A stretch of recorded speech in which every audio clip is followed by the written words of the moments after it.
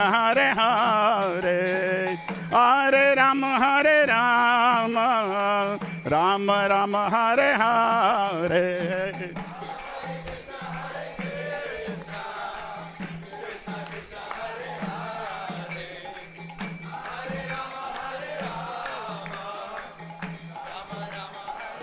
Hare Hare Krishna, Hare Krishna, Krishna Krishna, Hare Hare, Hare Rama, Hare Rama, Rama Rama, Hare Hare.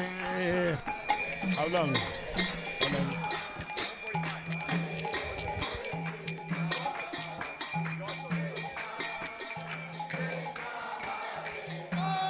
Hare.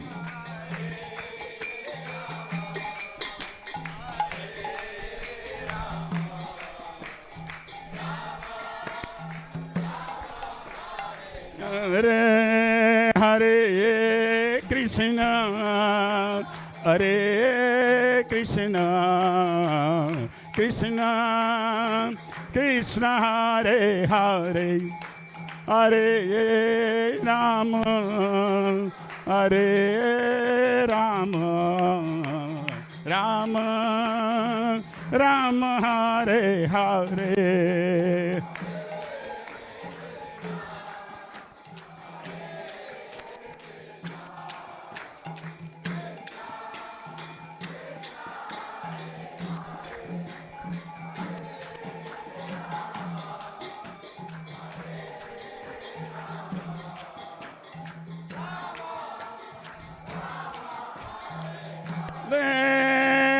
Hare Krishna, Hare Krishna, Krishna Krishna, Hare Hare, Hare Rama, Hare Rama, Rama Rama, Hare Hare.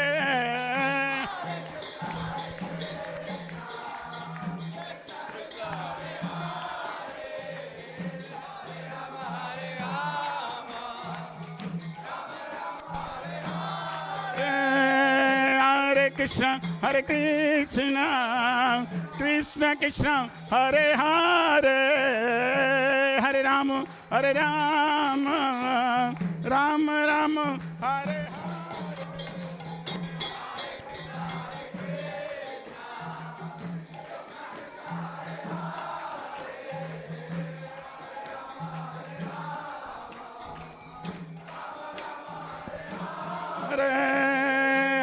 Krishna, Hare Krishna, Krishna Krishna, Hare Hare, Hare Rama, Hare Rama, Rama Rama, Hare Hare.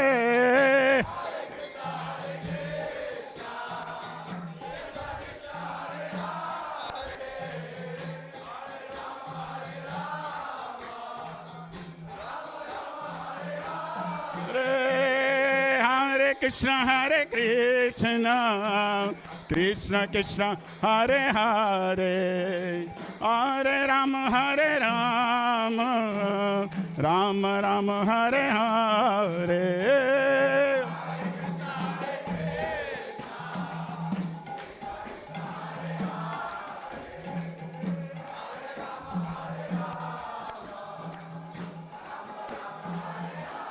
Hare Hare Krishna, Hare Krishna, Krishna Krishna, Hare Hare, Hare Rama, Hare Rama, Rama Rama, Hare Hare.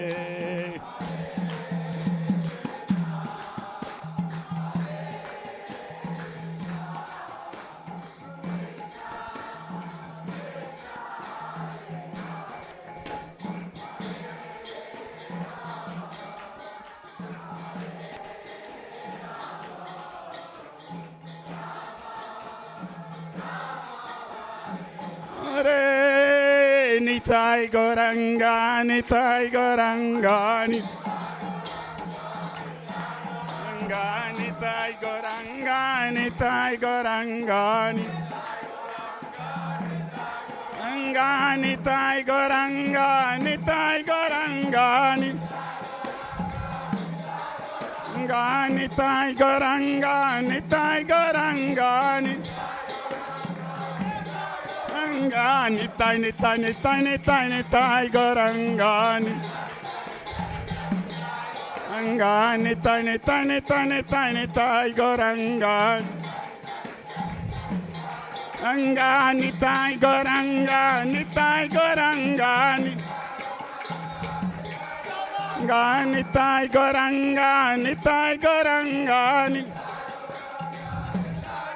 Jaya Sachinandana, Jaya Sachinandana, Nana Jaya Sachinandana, Jaya Sachinandana, Nana Jaya Sachinandana, Gaura Hare, Jaya Sachinandana, Gaura Hare, Hare Krishna, Krishna Krishna, Hare Hare, Hare Ram, Ram Ram, Hare Hare.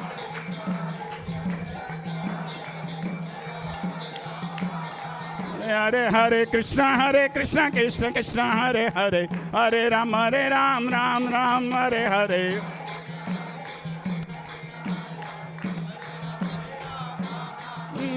Hare Krishna Krishna, Hare Hare, Hare Ram, Ram Ram, Hare Hare.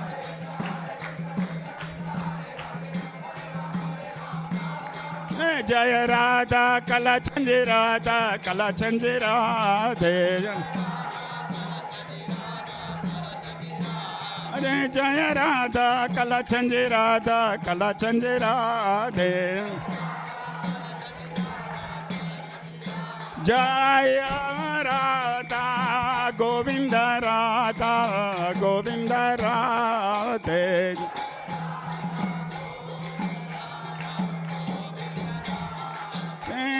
Jai Jagannath, Jai Jagannath, Jaya Baladev, Jaya Subhadra.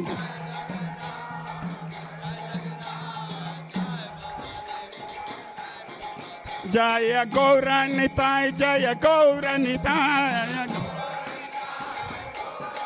Jaya Gauranitai, Jaya Gauranitai. Jaya Gauranitai, Jaya Gauranitai, Jaya Gauranitai, Jaya Gauranitai. Prabhupada, Prabhupada, Prabhupada, Prabhupada.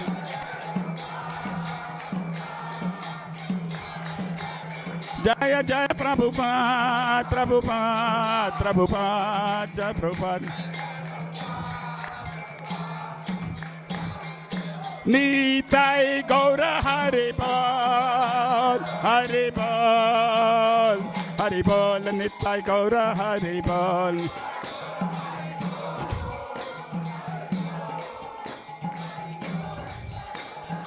Nitai Gaura Haribol, Haribol, Haribol, Nitai Gaura Haribol.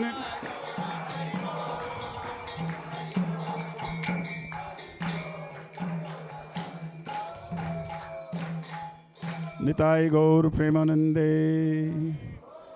Jai Om Vishnupad Paramhamsa Prabhujagacharya Ashtadas Divine Grace Abhay Charanarvind Bhaktivedanta Swami Srila Prabhupada Ki.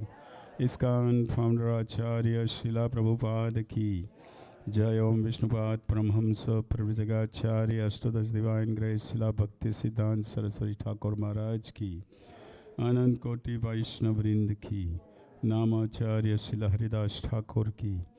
प्रेम से कहो श्री कृष्ण चैतन्य प्रभु नित्यानंद श्री अद्वैत गदाधर शिवासदि गौर भक्त वृंद की.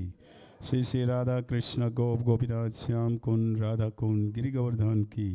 श्री वृंदावन धाम की, मायापुर नवदीप धाम की, जगन्नाथपुरी धाम की, द्वारका धाम की, गंगामयी जमुनामयी भक्ति देवी तुलसी महारानी की. सामवेद भक्तवृंद की. श्री श्री गौरनिताय की. श्री श्री लॉर्ड जगन्नाथ बलदेव सुभद्रा महारानी की, श्री श्री राधा गोविंद देव की, श्री श्री राधा कलाचंद जी की, नरसिंहदेव भगवान की, प्रहलाद महाराज की, शिला प्रभुपाद की, निताई गौर प्रेमानंदे. All glories to the assembled devotees. All glories to the assembled devotees. All glories to the assembled devotees. All glories, all glories, all glories to Sri Guru and Sri Gauranga. Srila Prabhupada ki.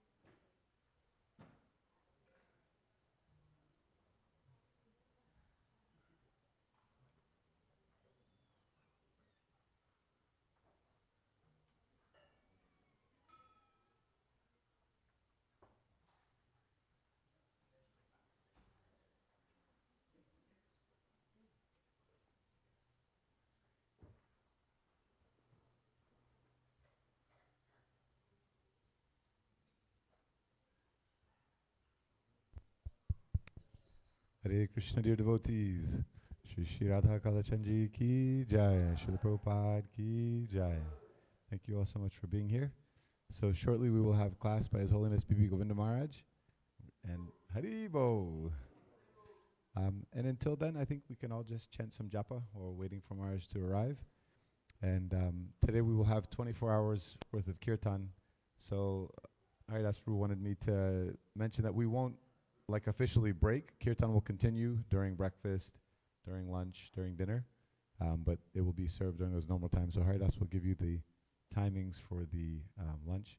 And while we're waiting for Maharaj to come, if you all could please just check your phones, ensure that our phones are turned off or on silent so we can create a nice conducive atmosphere to hear together.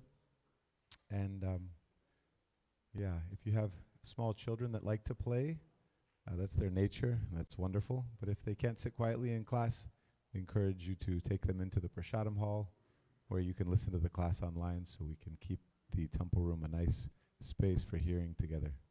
Thank you all so much for being here. Hare Krishna.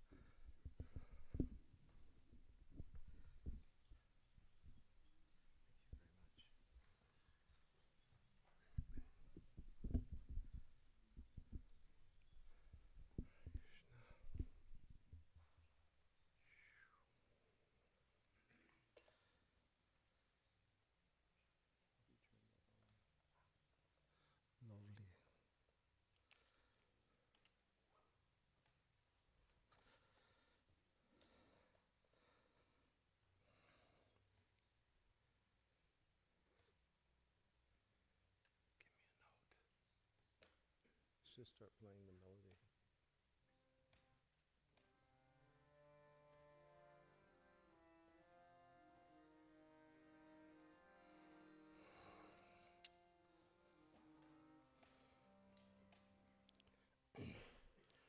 Jaya Radha Madhava Kunja Bihari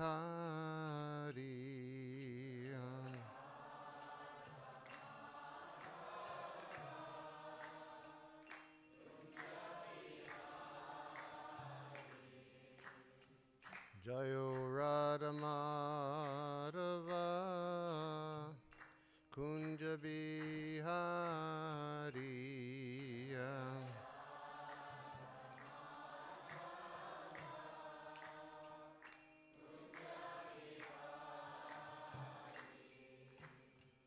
Gopi Jana Balaba Giri Bharadari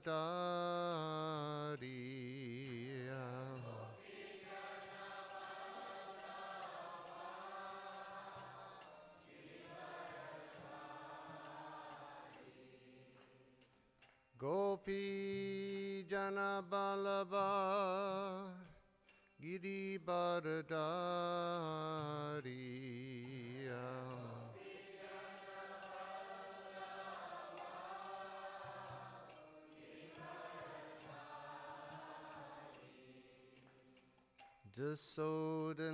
Jasodananana Brajajanaranjana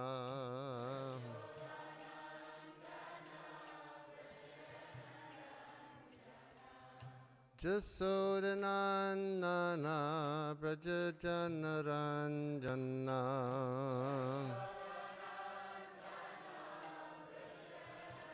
Jamuna Tira Bana Chari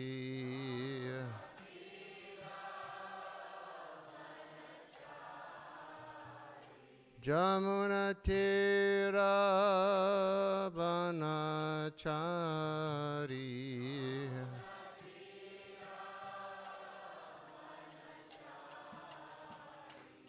Jayo Radha Madhava Kunja Bihari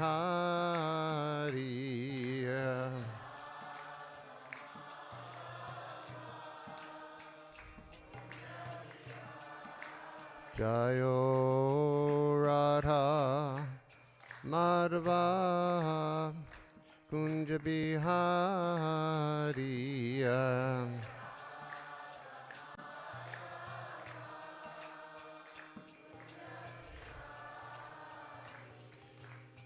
Gopi Jana Balaba Giri Bharadari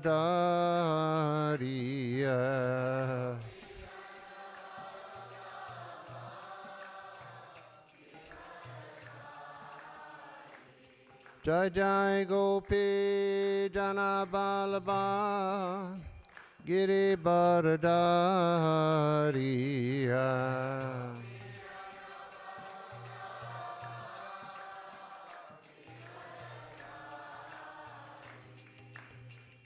Jasodananana Brajajanaranjana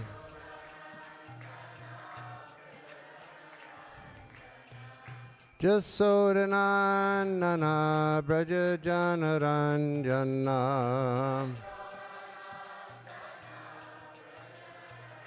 Jamuna Tira Banachari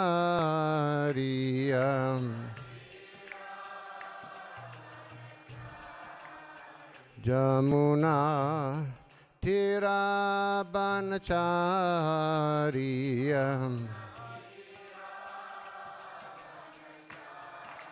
Jayo Radha Madhava Kunja Bihari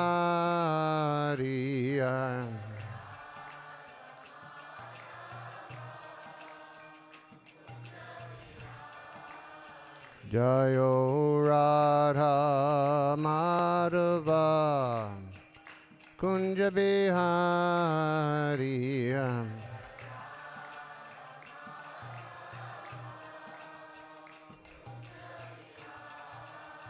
Jayo Radha Madhava Kunja Bihariya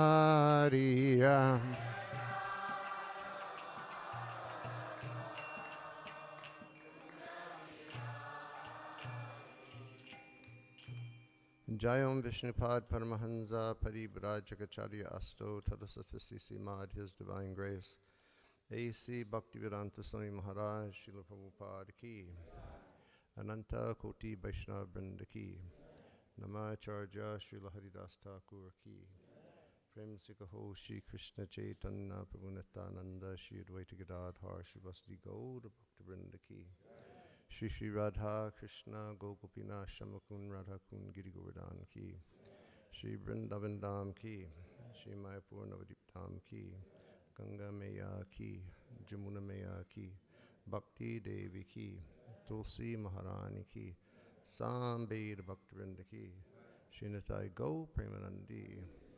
All glories of the assembled devotees. All glories of the assembled devotees. All glories of the assembled devotees. All glories to Shri Guru and Shri Gauranga Hari Hari Bol.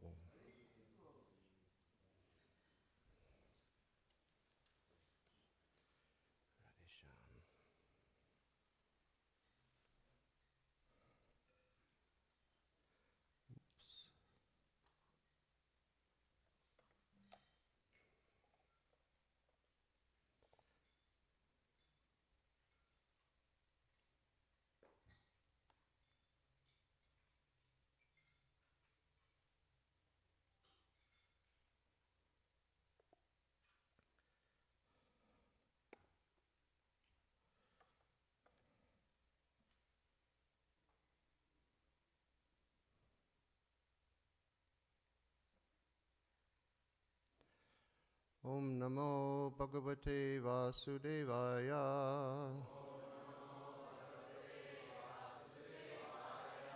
Om Namo Bhagavate Vasudevaya. Om Namo Bhagavate Vasudevaya.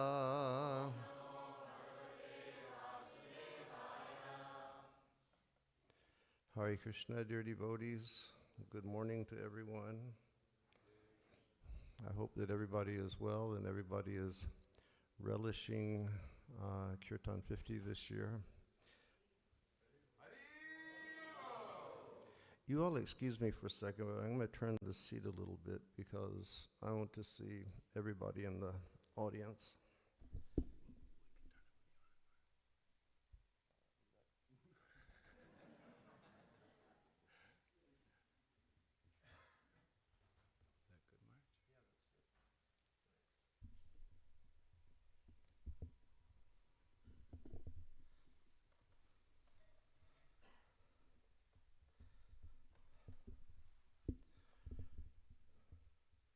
Good, now I think I can see everyone. It's a pleasure to be here with you again in Dallas at the end of the year and the beginning of a new year.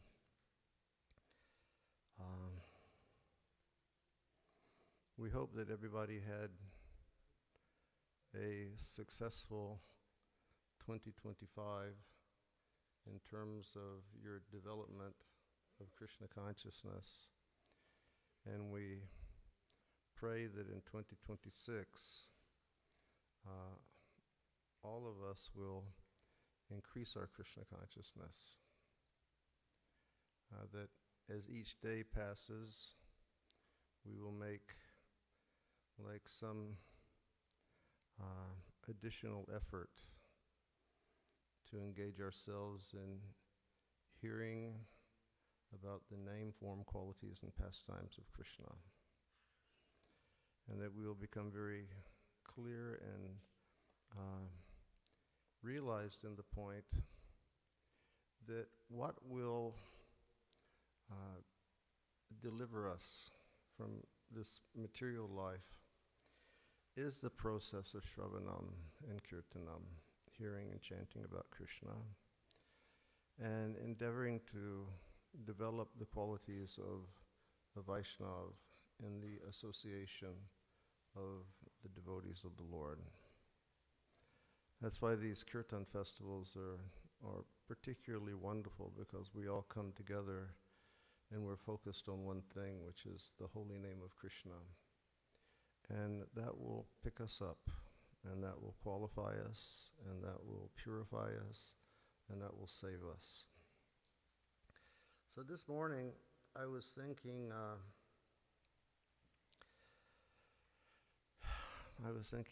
what to speak about. And generally, my thoughts go all over the place. And today I was thinking that we should speak about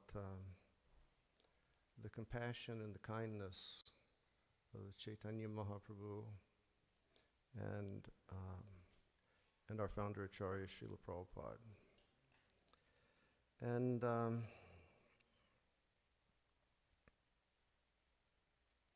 I think it's important for all of us to understand their deep mood of love and compassion and humanity and fairness to everyone, so that we can mold our lives in that way, that we can become more loving devotees, and that we can become more compassionate devotees, and that we will be very humane and broad-minded and inclusive in our Krishna consciousness movement, welcoming everyone to the lotus feet of Radha Kalachandji, and welcoming everyone to the realm of pure bhakti. I often think that, well, I don't often think, but I've thought that when I was a child, I grew up as a Christian, and I belonged to a very liberal denomination in Christianity. It's called the Disciples of Christ, the Christian Church. And in this denomination, there were only two things that people had to commit and believe. And one is that Jesus was the Son of God. And the second thing was, when it came time to taking the Holy Communion, everybody was welcome to the table of Christ. Not that some people were discriminated against, or some people were it was said that some people perhaps followed another denomination or another confession, so you couldn't take communion here. But everybody was welcome to take, the communion in the church. And I often think that Caitanya Mahaprabhu was so wonderful that everybody was welcome to the kirtan of Caitanya Mahaprabhu. No one was excluded from Lord Chaitanya's kirtan. And he brought in everyone. He never saw according to caste. He never saw according to race. He never saw according to any other material designation or distinction. He just invited everyone, take love of God and develop love of God. So, and he gave love freely. Like in the Caitanya Caritamrta, it's explained that he and the Panchatattva, they broke the seal on the storehouse of love of God, and they drank very, very liberally until they became intoxicated. And then in that intoxicated state, they went to everyone else and they said, please drink with us. So they were very liberal. Of course, Lord Chaitanya said, please give up sinful behavior, but the most important thing, you chant Hare Krishna, because if you do that, everything else will happen. Like our Srila Prabhupada in the beginning of ISKCON, he was just having people chant Hare Krishna and giving them prasadam because he knew that the purification would take place. And indeed it did. And then after initiation, then he sprang all the rules and regulations upon them. But Lord Chaitanya was so kind and so merciful. So we've just pulled up a few examples of his kindness and mercy and a few examples of Srila Prabhupada's kindness and mercy. One that we're all familiar with. I mean, we're familiar with all of these different things, but one is the deliverance of Jagai and Madai. And these two brothers, they were born in like aristocratic Brahmin families, but they fell from their position, and they became criminals, and they became debauchees, and they became drunkards. They were, I mean, many times in our ISKCON dramas, Jagai and Madai are portrayed as silly drunk fellows, at least in dramas that I've seen in the past. You know, like Jagai and Madai become some sort of slapstick comedy. But Jagai and Madai were very, very bad people. And they were very, very bad. They gave up all of their qualities for intoxication and greed and basically just hurting people. And they abused Nityananda Prabhu, and for that reason, you know, Caitanya Mahaprabhu, he wished to kill them both. And he was encouraged by Nityananda not to. And so instead of, like Nitai said, you didn't come to kill the miscreants, but you came to kill the miscreant mentality. And thus, Caitanya Mahaprabhu delivered Jagai and Madai, and they became pure devotees of the Lord. And they always lived with a heart of remorse for their sinful behavior. So Caitanya Mahaprabhu, after he saved them, he never mentioned again the bad that they had done, but he had only, you know, encouraged their practices of devotional service. And another example of the compassion of Caitanya Mahaprabhu was when he was touring in India, and he met there was one Brahmin, and his name was Vasudev, and Vasudev was a leper. His body was completely covered with leprosy sores.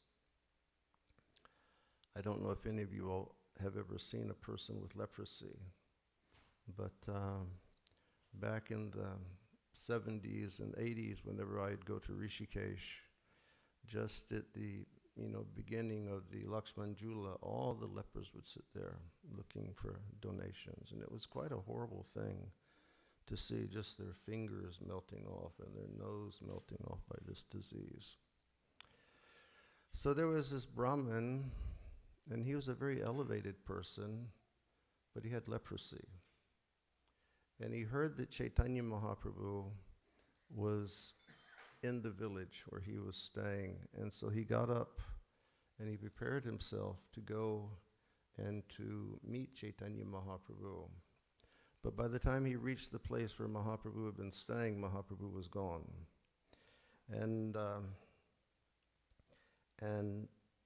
he was very aggrieved. Now this Vasudeva himself, he was a very compassionate and very enlightened person because he had these worms that were living in his leprosy sores. And whenever one of those worms would fall out, Vasudeva, feeling compassion for the worms, would pick them back up and put them back on his sore because he didn't want the worm to feel any discomfort or any pain. It's kind of interesting, the type of consciousness that he had. But then he heard that Mahaprabhu had come, so he quickly went to that place. Mahaprabhu had left, and then Vasudeva fell down to the ground unconscious. And as soon as that happened, Caitanya Mahaprabhu realized that this very elevated soul had come to see him. And Mahaprabhu returned to the village, and when he returned to the village, he just picked up Vasudeva and embraced him. And it said that, after Mahaprabhu touched him, his leprosy and his distress went to a faraway place, meaning, the leper Vasudeva assumed a very beautiful body, a very beautiful and a very effulgent body. And Vasudeva was astonished to see this. And he began to recite a verse from the Srimad Bhagavatam, and he said, "Who am I? A sinful, poor friend of a Brahmin, and who is Krishna? He is the Supreme Personality of Godhead, full in 6 opulences. Nonetheless, he has embraced me with his 2 arms." So he was amazed by this compassion of Caitanya Mahaprabhu. The Brahmin Vasudeva then spoke, and he said, "O my merciful Lord, such mercy is not possible for ordinary living entities. Such mercy can only be found in you.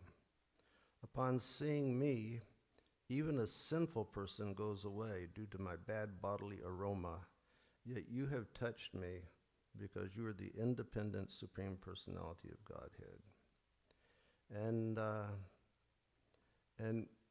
because Vasudeva was very meek, and because he was a very humble soul, he started feeling afraid immediately that he would become proud after being cured by the hands of the Lord. So then Caitanya Mahaprabhu told him, he said, no. He said, just forever go on chanting Hare Krishna purely, and you will never be affected by pride. This also makes me think of the situation of Srila Sanatana Goswami when he escaped and he went to Puri, and on the way he drank some bad water, and he got like boils or some type of terrible skin disease all over his body. And his body was constantly oozing with foul-smelling aromas. But when Caitanya Mahaprabhu would see him, Caitanya Mahaprabhu would eagerly embrace Sanatan. And when that would happen, Sanatana Goswami would say, "This is horrible. You know, I came here to Vrindavan, I came here to Puri, and I can't even go to the temple to see Jagannath because of my prior association. And not only that, the Lord keeps coming and he keeps embracing me." And his conclusion is that, you know, what I should do is I should just commit suicide. So he made a plan that during the Rath Yatra celebration, when Jagannath was on the cart and Mahaprabhu was dancing in front of the cart, he'd throw himself under the wheels and kill himself. And when Caitanya Mahaprabhu saw him, he said, "Sanatana, it's a bad idea. You're not allowed to kill yourself. Despite what difficulties you may be going through, you know, suicide is not allowed." Mahaprabhu told him, if I could attain Krishna by performing suicide, I would kill myself 1,000,000 times in a minute just to have Krishna's darshan. He said, but that's an activity of darkness, and Krishna can only be attained by knowledge, you know, or by pure devotion. And so Sanatana was aggrieved. And then later,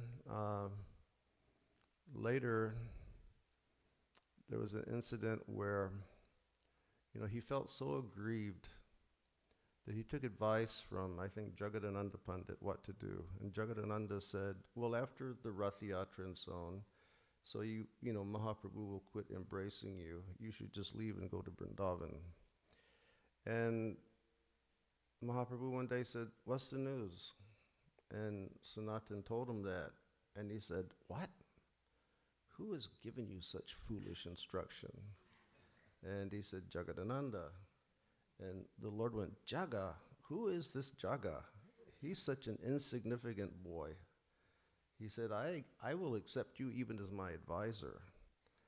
And then Lord Caitanya just revealed his heart of love for Sanatana Goswami, and he was also with Haridas Thakur at that time.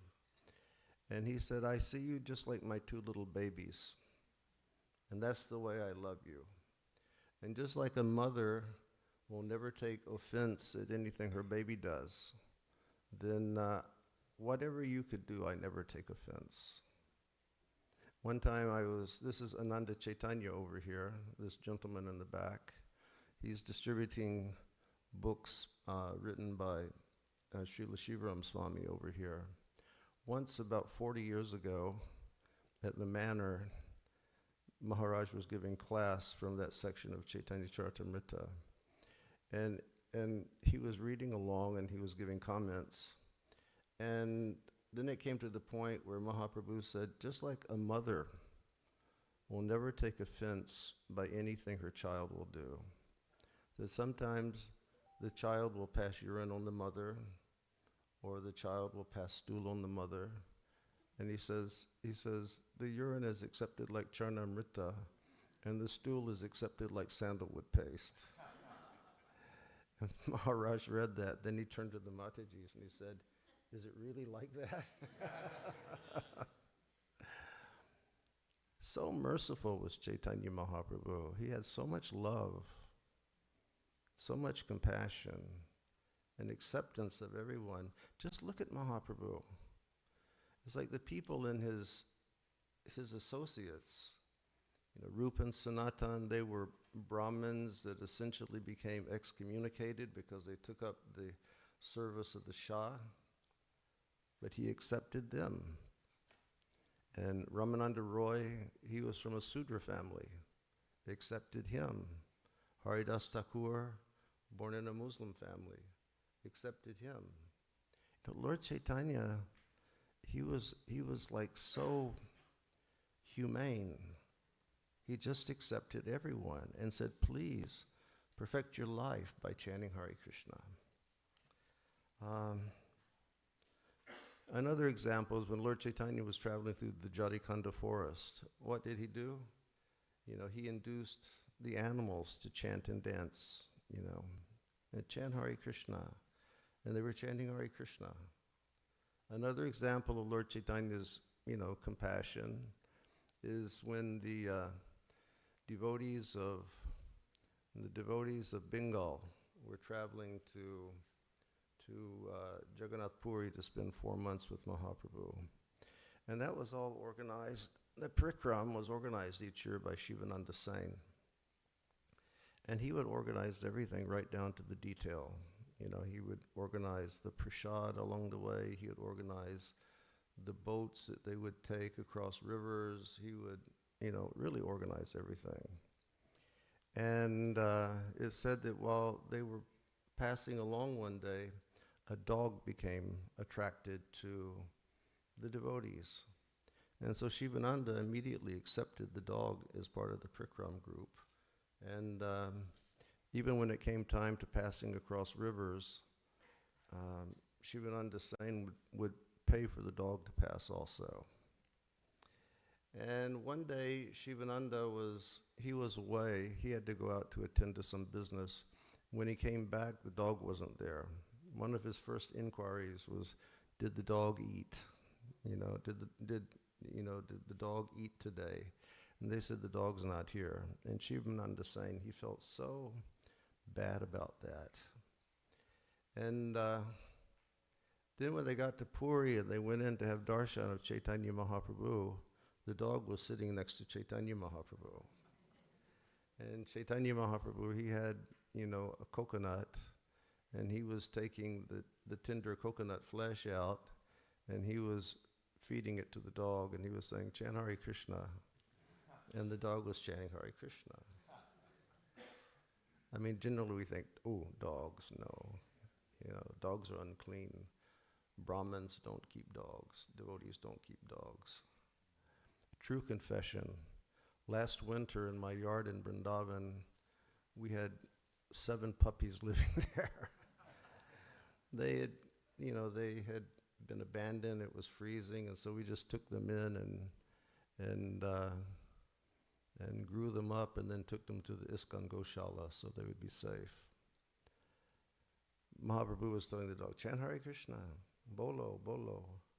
The dog was chanting Hare Krishna. And then it said that in front of all the devotees, the dog assumed a 4-armed Vishnu form and flew back to Godhead. Lord Chaitanya is so kind. Lord Chaitanya is so merciful. We have the story of Raghunath Das Goswami. He came from a family of millionaires back in that time, multimillionaires. But from the time of his birth, he had no attraction to it. It's like the difference between us and Raghunath Das. We're born and automatically we want wealth. And he was born into wealth and he had no taste for it. So from young age, he started running away, and it was like creating a scandal in the community because, you know, the son of the wealthiest person was always running away from home. And we know how the father, you know, had guards going with Raghunath every place he went. You know, the father got Raghunath married to a very, very beautiful girl who the father described as being more beautiful than the damsels of heaven. And when the mother would scream, do something to this boy, chain him to the wall, you know, the father would say, look, I got him married to a beautiful girl. If that doesn't work, nothing will. And then, but Raghunath Das, he wanted to go to Lord Caitanya. And so the way he was able to get mercy so he could go to Lord Caitanya is that he served Nityananda. And he served the devotees of Nityananda at the original Panihati festival.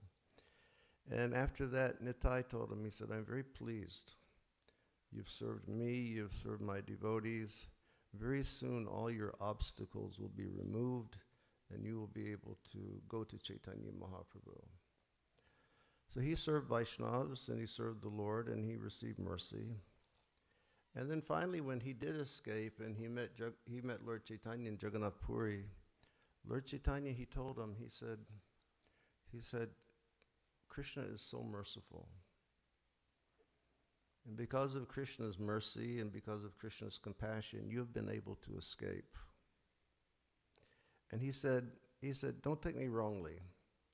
I know your father, I know your uncle, they're very rich people, they perform so many nice activities. He said they look like devotees, but they're not really devotees because they're attached.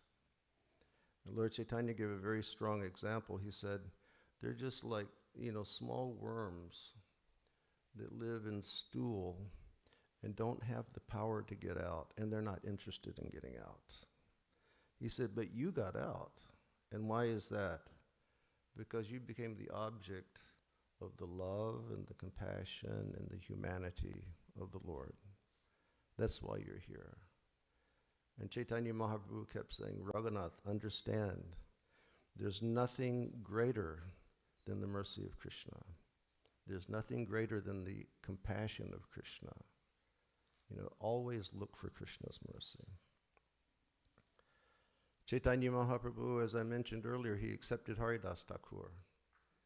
And Haridas was from a Muslim family. I read one time Srila Prabhupada said before he became Haridas, his name was Ibrahim. And but from the time he was born, he had spontaneous attraction for chanting Hare Krishna mantra. And Lord Chaitanya, thank you. Lord Chaitanya accepted him and made him the Namacharya. And because of his position of having birth in a Muslim family, but being, you know, 24 hours a day chanting Hare Krishna mantra and being so renounced, he became the object of so many people's enmity. And at one point, it said that he was arrested by the local authority. And the local authority said he should be beaten to death in 21 marketplaces. And Haridas, he didn't object. He just went and they started taking him to these marketplaces and tying him up and beating him and beating him and beating him. And then they take him to another marketplace and beat him and beat him and beat him. And finally, in one marketplace, the people who were beating them, they looked at him, they said, "Sir, could you please do something?" And Haridas said, "Yes, what is your request?" They said, "Could you please die?"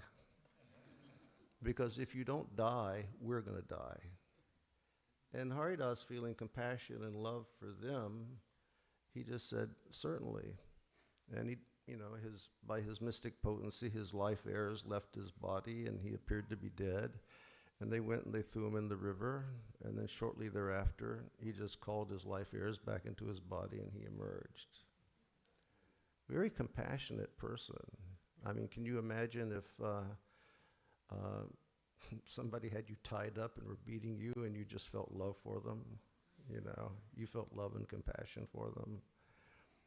And then later it's stated that when Caitanya Mahaprabhu, when he performed that Mahaprakash Leela in the home of Srivas Thakur, he was calling everybody to give them blessings and mercy. And he started calling for Haridas. And he said, Haridas, Haridas.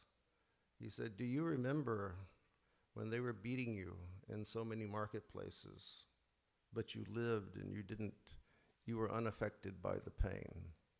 And Haridas said, yes. And then Mahaprabhu turned around and he took the chadar off his back and he showed him lash marks on his back. And he said, I love you so much that I was covering your body and I was taking all the lashings that you were receiving. So in this whole spiritual realm, there's just love and compassion and acceptance of everyone. Another example of Caitanya and then Haridas, as far as Haridas is concerned, we've all read, how overwhelmed Caitanya Mahaprabhu was when Haridas passed away. And he personally, picked up Haridas's body and he started, singing the glories of Haridas Thakur. And he took his body to the sea, he bathed his body, and he put his body in samadhi. So much love for his devotees. And then just the fact that, Caitanya Mahaprabhu, he created social reform in India at that time. Srila Prabhupada once, I heard him say in a lecture, he said, Caitanya Mahaprabhu democratized the Vedic religion by making it accessible to everybody through the chanting of the holy names. And Caitanya Mahaprabhu broke down barriers. And he just said, everyone come, take Krishna Prem, take Krishna Prem, take Krishna Prem. So much love and so much compassion and so much inclusivity. Another example is the deliverance of Rupa and Sanatan Goswami. Because they had served Hussein Shah, they were excommunicated, but they heard that Caitanya Mahaprabhu was spreading love, and so they started writing letters to Caitanya Mahaprabhu. And they were saying, please come and save us, please come and save us. So Caitanya Mahaprabhu went to Ramakeli. And in Ramakeli he was meeting so many devotees, but because Rupa and Sanatan were such high government officers, they were a little afraid just to go and meet the Lord. So one evening they took off all of their royal court clothes and they dressed themselves very simply as Vaishnavas, and they went to where Caitanya Mahaprabhu was staying. And when they saw Mahaprabhu, the two brothers, they started standing up and falling down, and standing up and falling down, and standing up and falling down, because they were in ecstasy. And they were reciting different verses, glorifying the Lord. And finally, Caitanya Mahaprabhu just looked at him and said, Rupa, come here. Rupa, come here. He said, stand up, come here. And Caitanya Mahaprabhu, then he said, it is not possible to describe Krishna's mercy and compassion because he has delivered you from the well of material enjoyment. And then Caitanya Mahaprabhu recited a verse. I think the reference is from the Harivamsa. He said, even though a person is a very learned scholar of Sanskrit Vedic knowledge, He is not accepted as my devotee unless he is pure in devotional service. Even though a person is born in a family of dog eaters, he is very dear to me if he is a pure devotee and has no motive to enjoy fruitive activities or mental speculation. Indeed, all respect should be given to him, and whatever he offers should be accepted. Such devotees are as worshipable as I am.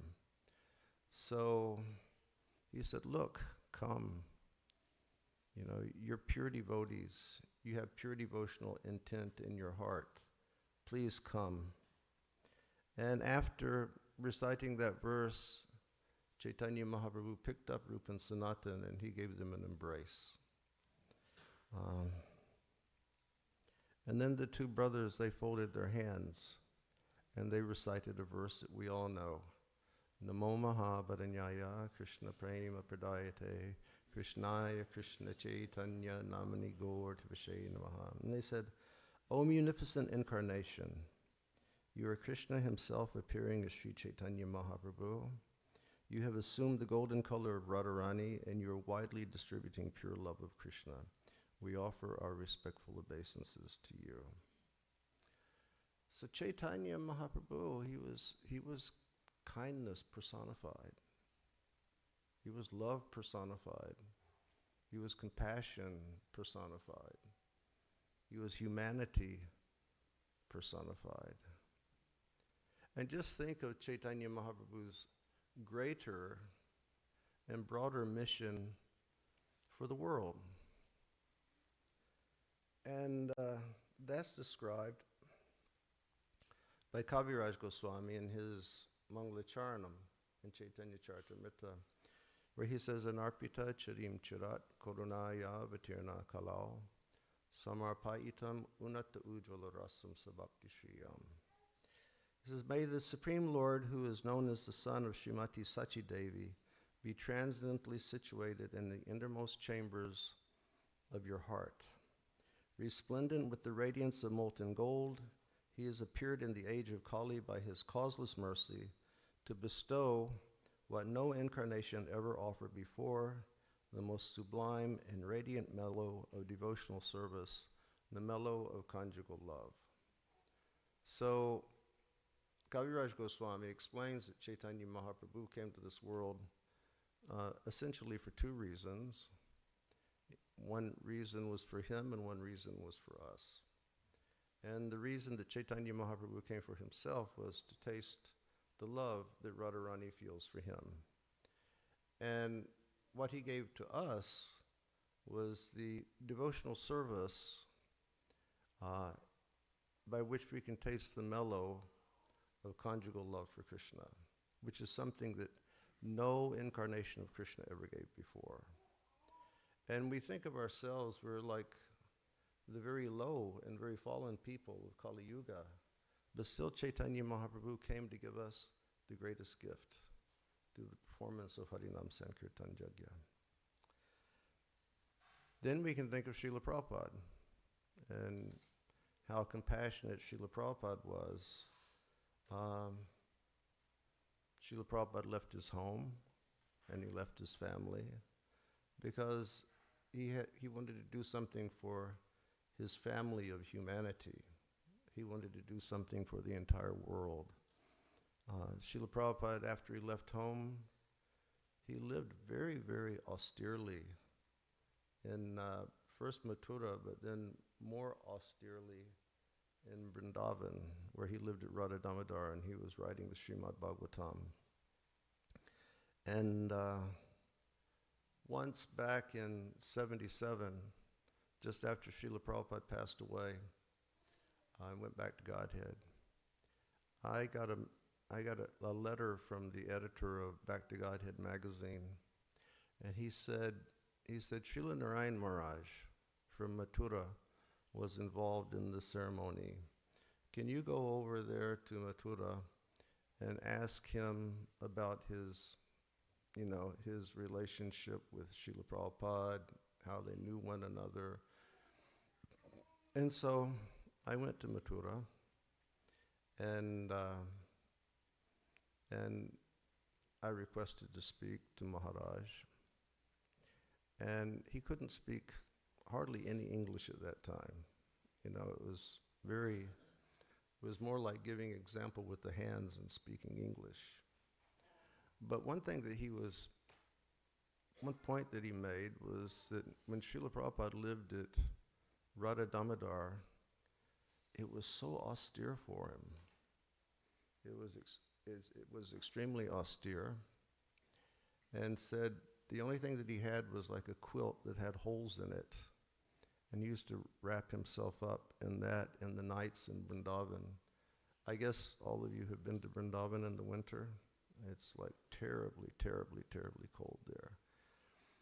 And he said he would go out, he'd go to Delhi, he would sell his, back to Godhead. He wouldn't spend any money on himself. He said he lived so frugally. And Maharaj said, I used to beg in Mathura, and I used to get chapati flour, and I used to get some vegetables, and I would take to Prabhupada at Radha Damodar. And he said, first what we would do is we would sit and we'd read Srimad Bhagavatam together.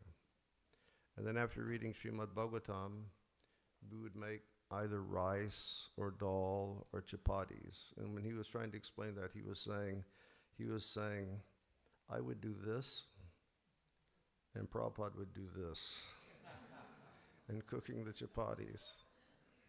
He said, but extremely austere life he lived while living over there.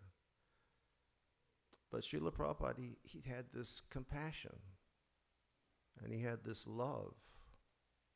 He said, I have to prepare myself, I have to write, I have to do this because my spiritual master has asked me, to preach in that part of the world.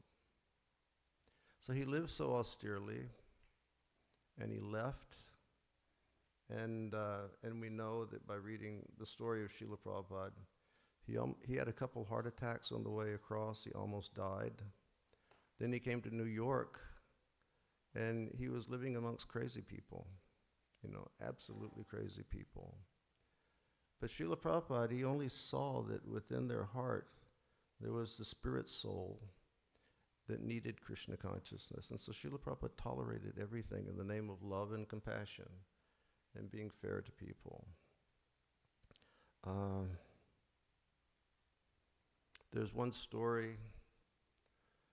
Another time, just after Prabhupada passed away, I went to Delhi, and I was walking in Connaught Place. And I was walking by, and one man came from his shop, and he folded his hands. He said, Hare Krishna. And I said, Hare Krishna, Prabhu. He said, I knew Prabhupada. And I said, yes. I said, the whole world knew Prabhupada. He said, no, I really knew Prabhupada. And I said, tell me your story. And he told me how Prabhupada used to walk through Connaught Place selling his BTG. And every day Prabhupada would walk by and he'd go, Hare Krishna, Swamiji, any service for me? And Prabhupada would say, chant Hare Krishna. And then one day Prabhupada walked by and he said, Hare Krishna, Swamiji, any service for me? And Prabhupada said, yes, I live in a wretched place. He said, please find me some nice place to live. And so the man, he said, I started thinking, and his father-in-law was one of the trustees at the Chippiwada Temple in Old Delhi. Has anyone here been to the Chippiwada Temple? It's beautiful, isn't it? It's right next to the Jama Masjid in Delhi, and Srila Prabhupada had room there. Now ISKCON has that property. And so he spoke to his father-in-law. His father-in-law, his name was Pandit Krishna Sharma. And his father-in-law said, yes, Swamiji, you can have a room there. And so that's what Srila Prabhupada says, my Delhi headquarters was, Radha Krishna Chippiwada Temple. And so he told me this story, and then he looked at me, and he said, if you don't believe me, go speak to my father-in-law. He said he's still living. So I went to Old Delhi, and I went, by Kashmiri Gate or one of those places, and I found this old building, and, I was knocking on the door, and finally this old man came, very tall man, and he looked at me and he folded his hands. He said, "A Vaishnav has come to my home." He said, "Please come in." So I went in, and he started telling me all of his stories about Srila Prabhupada. And he told me how Srila Prabhupada would come to his home at least once every 2 weeks to read Srimad Bhagavatam with him. And everybody loved Prabhupada. And his wife really loved Prabhupada. And when Prabhupada would come in, his wife would, she was so excited, and she would say, "Swamiji, Swamiji, what can I cook for you tonight?" And Prabhupada would look up and say, "What are you speaking? You think I'm one of these sannyasis that just go to people's house because I want to fill my belly? I've come to read Srimad Bhagavatam with your husband. Here, please leave us alone." She would get a little shocked, and she would leave. They'd start reading Srimad Bhagavatam, and then after a verse or so, Prabhupada would say, "Call your wife." And then the wife would come, and Prabhupada would say, "When you were a girl, did your mother teach you how to make urad dal using, part saunf, part cumin, just a little red chili, a touch of hing, some salt?" She said, "Oh, that's exactly the way my mother taught me how to cook." Prabhupada said, "Oh, she must have been a very good cook. But why are you disturbing us?" Then they'd read a few more verses. Prabhupada said, "Call your wife." When you were a girl, did your mother teach you how to make gobi aloo sabji? Just using, green chili, a little cumin, a little hing, a little haldi, bas. She said, "Oh, that's just the way my mother." "Oh, she was a great cook." But please stop disturbing us. And after 3 or 4 times like that, she just had the menu of exactly what Prabhupada wanted to eat. And she would go and cook it, and then come back after, an hour or something like that. And they'd just been reading Srimad Bhagavatam. And the lady would say, "Swamiji, Swamiji, prasad is ready." And he looked at her and he said, "I did not come here to eat, but because you're showing love, I will accept."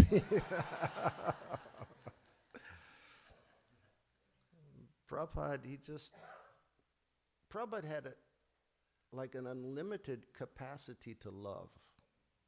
Can you imagine that? Just a boundless capacity to love people. One time a devotee said, "Srila Prabhupada, everybody loves you." And Srila Prabhupada said, "Yes, because I love everyone." I mean, just that capacity for love and his capacity for compassion. He almost died. But why did he go? Because he wanted to give people, a message that would stop the repetition of birth and death, and a message that would assure that they would attain the love of Godhead. Something really, really big. I mean, when I was a boy and I came to Krishna consciousness, why did I join? I didn't join because I knew that Prabhupada was a Paramahamsa.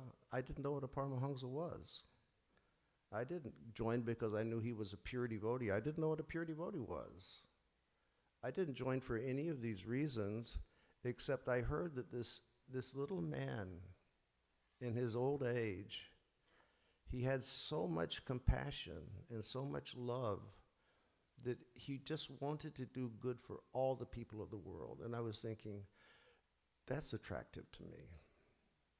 I would like to follow a person like that, to try to become like that. So Srila Prabhupada was just so loving. And Srila Prabhupada was so loving to his disciples, his young flock.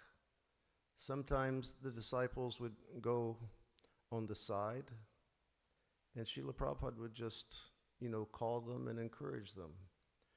For example, I had a god brother, a very wonderful god brother, and he was very young when he became a sannyas. And Srila Prabhupada understood it was a great risk giving young men sannyas. But this devotee, he accepted sannyas. He was actually a beautiful, effulgent devotee. And he traveled all over the world, you know. He particularly worked in Australia, started the yatra there. He was a beautiful kirtan singer. He was a beautiful lecturer. Everything was so nice about this person. And at some point in his youth, you know, he started having problems following the principles and associating with the opposite sex. And so he went away from his sannyas order.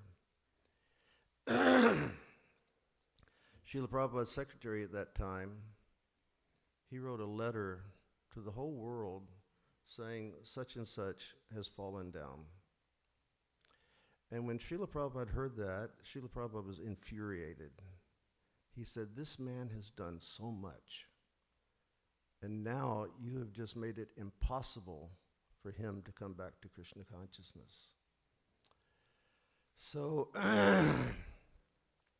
in August of '77, just before that last trip that Srila Prabhupada made from India to England, Srila Satsvarupa Maharaj flew all the way to Australia, grabbed that devotee, and brought him to the lotus feet of Srila Prabhupada in Vrindavan. And that devotee spent some hours with Srila Prabhupada that afternoon.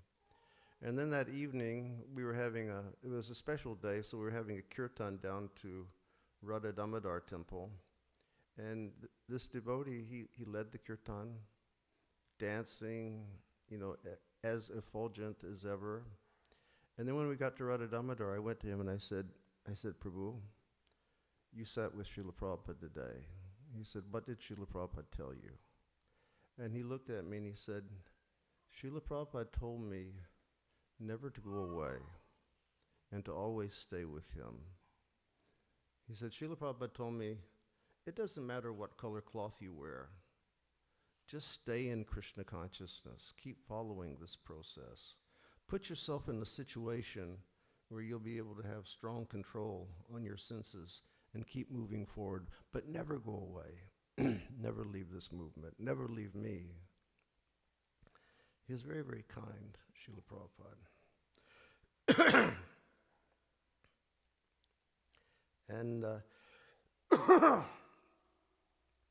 in Vrindavan in '77, when Srila Prabhupada was declining in his health and ultimately his departure, Srila Prabhupada consistently was asking the devotees, show compassion to others, show love to others by giving them Krishna consciousness. Always do good for others. Always do good for others. So it often makes me think of this verse from the Bhagavad Gita when Lord Krishna speaks and he says, "Mame vangsa jiva loke jiva bhuta sanatana, manakshastan indriyani prakriti-stani karshati." Where Lord Krishna, he says that all of the living beings, all of the jivas in this world, in every species of life, he said, they're my parts and parcels. And being the parts and parcels of Krishna mean that every living being's inherent nature is eternity, knowledge, and bliss, because we're all parts of Krishna. But then Krishna says, "Manakshastan indriyani prakriti-stani karshati." When the living beings live in Prakritistan, or the material world, they're constantly undergoing a hard struggle with the mind and senses.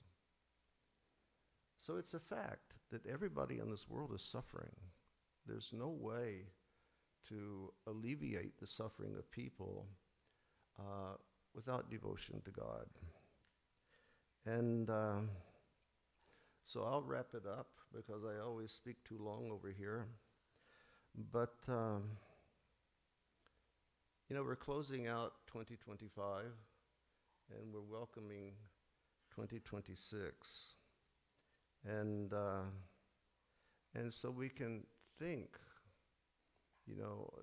in the year of 2025, did we rise to the standard, to the Vaishnava standard of love and compassion and humanity that we see in our examples like Srila Prabhupada and Caitanya Mahaprabhu and all of your spiritual masters?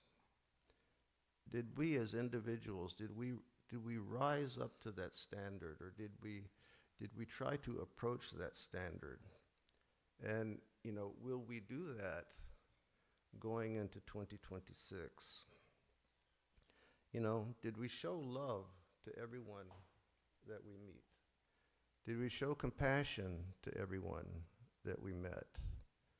Did we show humanity to everyone? Or did we think this one's good, that one's not good? This one's good, that one's not good?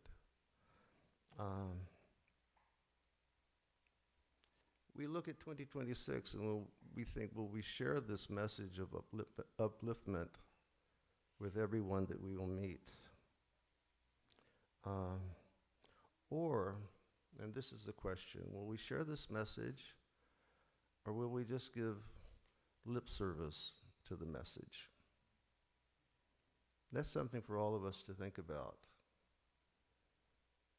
Will we really do it, or will we just talk the big game and not do it?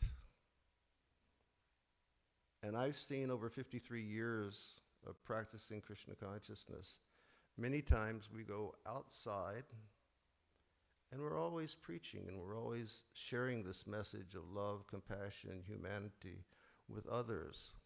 But then inside the society, we don't do it so much sometimes. I've seen. Maybe you've seen, but I've seen. And it makes me think, are we really devotees of Caitanya Mahaprabhu? Or are we just acting like devotees of Caitanya Mahaprabhu or something else? Are we really trying to follow Mahaprabhu's mission? Or are we people that just want to be proud that we keep a shaved head, or that we put tilak, or that we put kanti on our neck? What are we?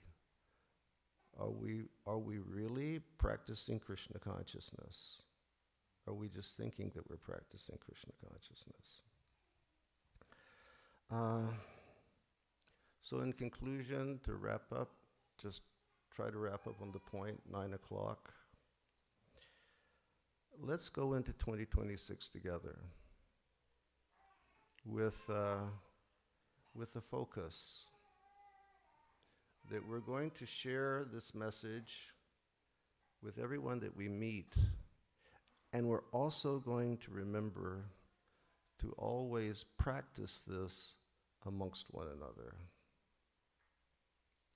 Krishna says, Manakshastan indriyani prakriti-stani karshati. Everybody in this world is suffering.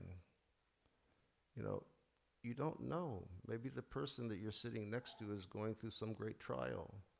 They need a little love. They need a little compassion. Taking care of people, taking care of Vaishnavas, serving Vaishnavas. Our mission is outside, reaching out to the world. Our mission is inside also. We have to help one another. We have to show love. We have to help people to grow in Krishna consciousness. So, for 2026, let's make more efforts. And let's try to see the good in everyone. This is a faulty world. This is the world of faults. And none of us sitting in this room are free from faults. So if we look at somebody and we see some faulty behavior, well, that's natural because we're living in this world. But the important thing is the people who are here, they've dedicated their life to serving Krishna, through dedicating their lives to serving the feet of their spiritual masters. We should see that. And that's what we should honor, and that's what we should glorify. We should never look at the devotees with a bad eye. We should never speak badly other devotees. We should always embrace everyone with an open heart and help them to rise in Krishna consciousness. We should invite everyone to this society. It doesn't matter. Lord Caitanya, he didn't see one good and one bad. He invited everyone. Take Krishna Prema. So let us be like that in 2026. Let us grow. Let us share love. Let us share compassion. Let us share humanity. And let us always chant Hare Krishna, Krishna Krishna, Hare Hare, Hare Rama, Rama Rama. Thank you. Hare Krishna.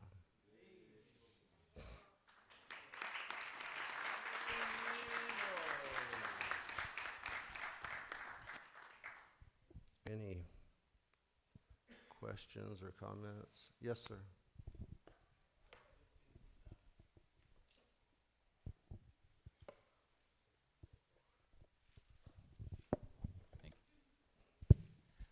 I was listening to some recordings of Srila Prabhupada leading kirtan, and every time Prabhupada would start the Hare Krishna mantra with Vandeham, and then 3 Panchatattvas, or just straight to the Panchatattva, 3 Panchatattva Mahamantras, and then the Hare Krishna with one tune all the way to the end. And he would end the kirtan with the Hare Krishna mantra. There's no Jais or Haribols or Radhe Radhe. It would always be the Maha Mantra all the way to the very end. So I was wondering, why are we not encouraged to follow Prabhupada's example, our founder Acharya, in that way when it comes to kirtan? That's a good question.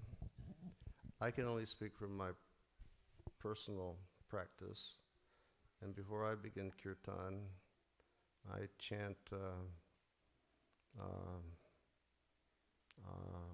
Om Gyan Timrandasya. I chant Srila Prabhupada's Pranam. I chant Hare Nama and Vanchakalpa. I chant Shri Krishna Chaitanya Nityananda, and then I begin kirtan. Srila Prabhupada told us that in any spiritual function, we should chant before having kirtan or speaking. We should chant, the Panchatattva mantra. And I also chant my spiritual master's pranam mantra. I would assume that when functions like this go on, if devotees are not, chanting, they're assuming that at some point earlier, the Prabhupada's pranam or the Panchatattva mantra was chanted. And then in the end, admittedly, I chant Harinam Sankirtan Jagya Ki Jai, and then I will chant Jai Jai Shri Radhe, which some people find controversial.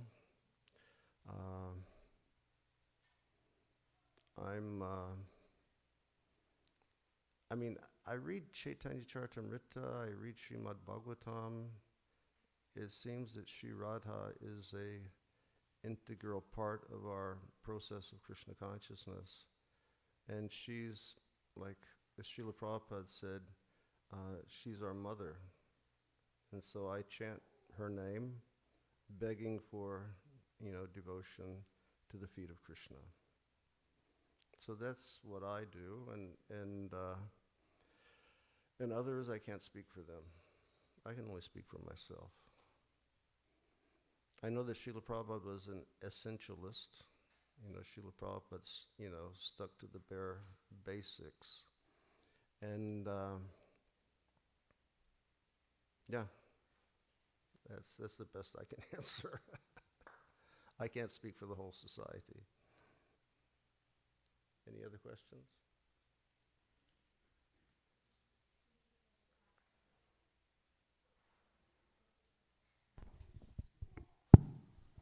Thank you, Marge. In this mood of love and compassion, how do we, what advice do you have for dealing with feelings of regret or mistakes regret or mistakes that we may have made in our Krishna consciousness over the years? Do you have any advice of how to handle feelings of, oh, I made a mistake, or any regrets that we might have in our spiritual practice? You know, I mentioned Jagai and Madai in the beginning. They made a lot of mistakes.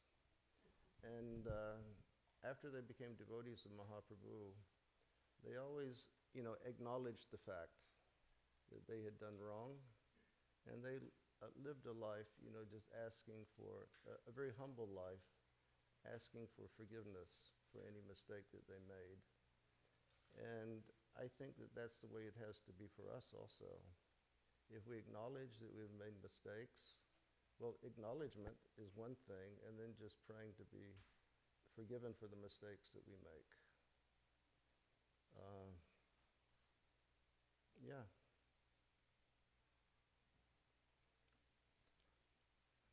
Yes, sir.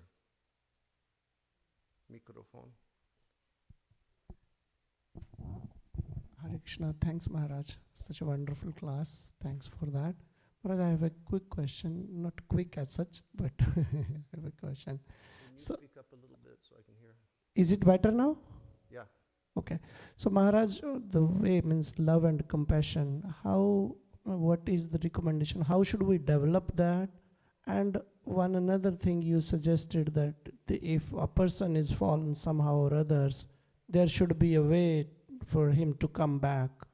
So if we are fallen on that process, what should we do? I mean, how can we come back, and what should we consider ourselves with our mistakes or with our situation? How we can come back, and what should we think in that situation? Okay, first thing was about loving Love and compassion. and love and compassion. Mm-hmm. Many years ago, it was during Kartik, I was doing a prikram with Indradunda Maharaj, and we went to Barshana. And we came around the back on the prikram, we came up to Krishna Kund there. I don't know if you're familiar with Barshana prikram. But when we were there, we knew that His Holiness Satyanandan Swami was staying in Mankutir above Krishna Kund. Because Satyananda Maharaj, he does a very austere Kartikrta every year, and he just chants and chants and chants and chants and reads and reads and reads and reads. And he does it in seclusion.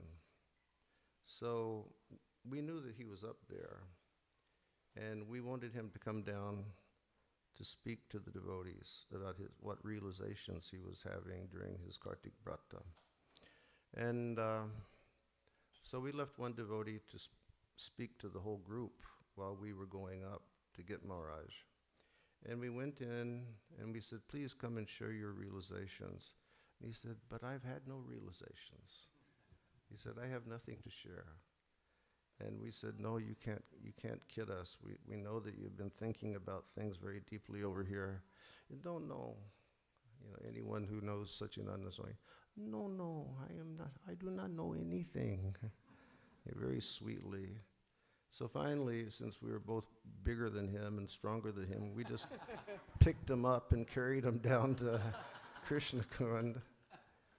And he was speaking to the devotees. And he said, from all of my chanting and from all of my reading, he said, I've come to understand that we're supposed to love Krishna. He said, but unfortunately, I cannot see Krishna. He said, but I can see Krishna's devotees.